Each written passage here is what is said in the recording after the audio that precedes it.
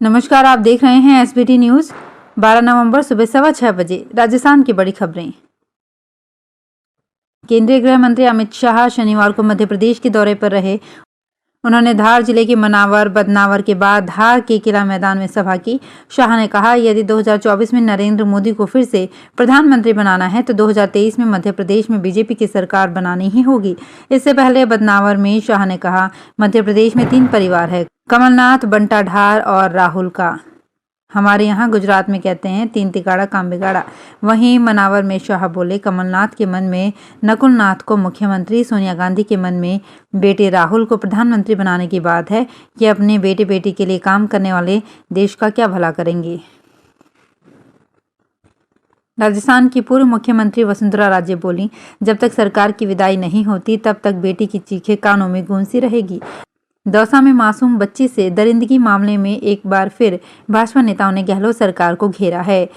Social media के जरिए पूर्व मुख्यमंत्री वसुंधरा राजे, प्रदेश अध्यक्ष सीपी जोशी और नेता प्रतिपक्ष राजेंद्र राठौड़ ने सरकार पर जुबानी हमला किया। राजे ने सोशल मीडिया के माध्यम से कहा कि बीते 5 वर्षों में कांग्रेस ने राजस्थान को कुशासन दिया है।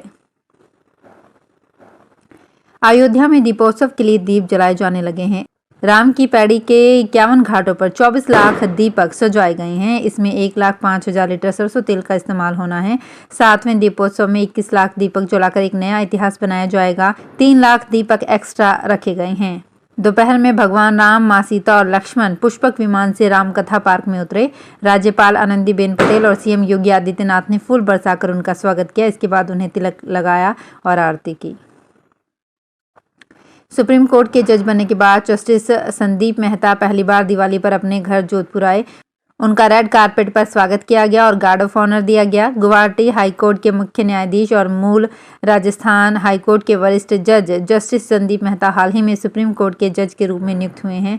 11 जनवरी 1961 को राजस्थान के जोधपुर में जन्मे जस्टिस संदीप मेहता की उनकी वरिष्ठता और सुप्रीम कोर्ट में राजस्थान हाईकोर्ट के प्रतिनिधित्व के लिए सुप्रीम कोर्ट कॉलेजियम ने केंद्र को सिफारिश भेजी थी।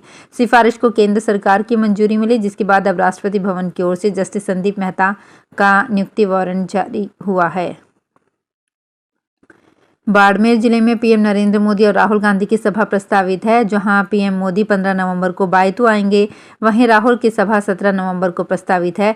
दोनों ही पार्टियों ने इसे लेकर तैयारियां शुरू कर दी है। पिछली बार की तरह इस बार भी बायतू सीट पर त्रिकोणीय मुकाबला होता नजर आ रहा है। दोनों नेता इस सभा से बाड़मेर जैसलमेर की 9 सीटों को साधने का प्रयास करेंगे। बाड़मेर की 7 सीटों में से सिवाना और शिव सीट पर कांग्रेस से बागी हुए नेता चुनाव लड़ रहे हैं। राजस्थान विधानसभा चुनाव से पहले शनिवार को टोंक से एक बड़ी खबर सामने आई। दरअसल यहां पूर्व मुख्यमंत्री सचिन पायलट ने टोंक विधानसभा सीट से बसपा प्रत्याशी को अपने पक्ष में कर लिया है। बसपा प्रत्याशी अशोक बैरवा अब अपना समर्थन पायलट को देंगे। अशोक बैरवा टोंक में भीमसेना के जिलाध्यक्ष भी हैं। उन्होंने कहा कि मैं सचिन पायलट की विचारधारा से काफी प्रभावित हूँ। मैं नामांकन वापस लेने के दिन ही अपना नाम वापस लेना चाहता था, लेकिन देर होने के चलते ऐसा नहीं कर पाया। अब मैं सचिन पायलट का ही प्रचार करूंगा। विधानसभा के अंतिम छोर पर भी पायलट को मेरा सहयोग मिलेगा।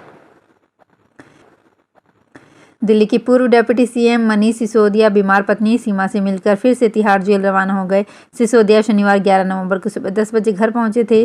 कोर्ट ने उन्हें शाम 4 बजे तक यानी कुल 6 घंटे का वक्त दिया था। सिसोदिया ने 9 नवंबर को राव जिवेनी कोर्ट में याचिका दाखिल कर बीमार पत्नी से मिलने के लिए 5 दिनों का समय मांगा था। कोर्ट ने उन्हें केवल 1 दिन के लिए पत्नी सीमा से मिलने की इजाजत दी थी। मनीष जिस दिन घर में पहुंचे वहां फिलहाल दिल्ली की वर्तमान शिक्षा मंत्री आतिशी रह रही हैं। मनीष के इस्तीफे के बाद यह घर आतिशी को अलॉट कर दिया गया था। चौहटन से भाजपा प्रत्याशी आदूराम मेघवाल का विवादित बयान सामने आया है। उन्होंने लोगों से कहा, बूथ पर अगर 3000 वोट हैं तो आप तो 3500 वोट करा देना। चुनाव आयोग का काम है जांच करवाना, वे करवाते रहेंगे। सोशल मीडिया पर यह वीडियो शनिवार को शेयर हुआ। वीडियो 9 नवंबर को बाड़मेर के सरूपे का तला गांव का रात 8 बजे का है। भाजपा प्रत्याशी ने कहा, आप लोग बटन दबाने में कमी मत छोड़ना, बाकी जांच का विषय है। वे कहते हैं, मेरा भी अब ये तीसरा चुनाव है, 2 बार तो हार का सामना करना पड़ा। आप सब लोग इकट्ठे होकर इस बार मुझे चुनाव जिता दो। राजस्थान विधानसभा चुनाव की नामांकन प्रक्रिया खत्म होने के साथ ही प्रत्याशियों की तस्वीर साफ हो गई है। कुल 2365 उम्मीदवारों ने नामांकन पत्र दाखिल किए थे, जिसमें से 490 उम्मीदवारों ने अंतिम दिन नामांकन पत्र वापस ले लिए। अब 1875 प्रत्याशी मैदान में हैं। पिछले विधानसभा चुनावों में 200 विधानसभा सीटों पर 2294 उम्मीदवारों ने किस्मत आजमाई थी। इसमें 2105 पुरुष और 189 महिला उम्मीदवार थी। तस्वीर साफ होने के बाद प्रदेश की 9 विधानसभा सीट ऐसी है जहां निर्वाचन विभाग को 2 ईवीएम मशीनें लगानी होंगी। सर्वाधिक 18 प्रत्याशी झोटवाड़ा सीट से चुनावी मैदान में हैं। इसके अलावा राजगढ़ लक्ष्मणगढ़ में 17 प्रत्याशी और रामगढ़, नदबई, गंगानगर, सांगानेर, गंगापुर सिटी और सीकर में 16-16 प्रत्याशी चुनावी मैदान में डटे हुए हैं। इन सभी जगहों पर विभाग वोटिंग के लिए 2-2 मशीनें लगाएगा। राजस्थान विधानसभा चुनाव की बेला में भाजपा में ज्वाइनिंग मेला चल रहा है। कांग्रेस सहित अन्य दलों के नेता भाजपा का दामन थाम रहे हैं।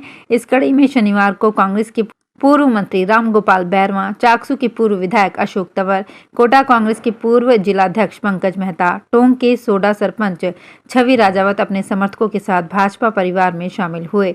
भाजपा प्रदेश अध्यक्ष सीपी जोशी, झोटवाड़ा से भाजपा प्रत्याशी कर्नल राज्यवर्धन सिंह राठौड़ और चुनावी प्रबंधन समिति संयोजक नारायण पंचवारिया ने सभी को पार्टी का दुपट्टा ओढ़ाकर सदस्यता ग्रहण करवाई। उदयपुर जिले के वल्लभनगर उपखंड मुख्यालय पर स्थित क्षेत्र में सबसे बड़े राजकीय सैटेलाइट चिकित्सालय में व्यवस्थाएं बीमार हैं। क्षेत्र में अगर शिक्षा की बात करें तो सरकारी महाविद्यालय के अलावा कोई खास विकास नहीं हुआ है। क्षेत्र में बदहाल शिक्षा व चिकित्सा व्यवस्थाओं से मरीज और विद्यार्थी अपने आप को लाचार महसूस कर रहे हैं। वल्लभनगर वासियों की ओर से लंबे समय से सरकारी महाविद्यालय की मांग की जा रही थी। भरतपुर में पश्चिमी विक्षोभ ने मौसम को पलट दिया है। शुक्रवार सुबह लोग नींद से जागे तो आसमान में बादल मंडराते नजर आए। कुछ देर बाद हल्की बूंदाबांदी हुई। ऐसे में किसानों ने राहत महसूस की। हल्की बूंदाबांदी सरसों के लिए संजीवनी सरीखी है। वहीं गेहूं बुआई के लिए भी खेतों को पर्याप्त नमी मिलने से ये फायदेमंद रहेगी। खासतौर से हवा में घुल रहे प्रदूषण को खत्म करने में भी बारिश बेहद कारगर साबित होगी। धौलपुर में छोटी दिवाली के मौके पर बाजार में होने वाली भीड़ को नियंत्रित करने के लिए पुलिस के साथ सेना के जवानों ने मोर्चा संभाल लिया।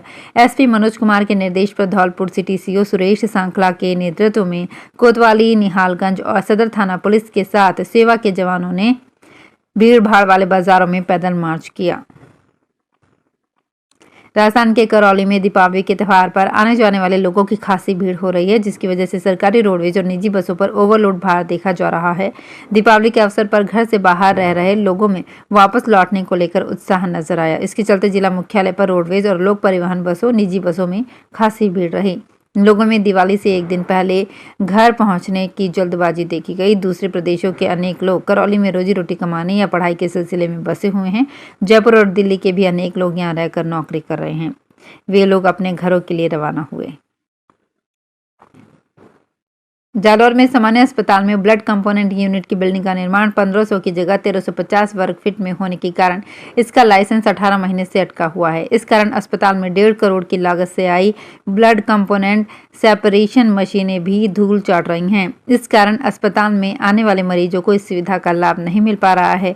जालौर जिला अस्पताल में अभी 1 यूनिट ब्लड से एक व्यक्ति की ही जान बच पाती है। ब्लड कंपोनेंट सेपरेशन यूनिट शुरू हो जाए तो 1 ब्लड यूनिट से 3 जान बचाई जा सकती है, जिसके लिए चिकित्सा विभाग निदेशालय से 1.5 करोड़ रुपए की मशीनें जिला अस्पताल को करीब 18 महीने पहले ही भेज दी थी। इसके बाद भी अभी तक यूनिट शुरू नहीं हो पाई है।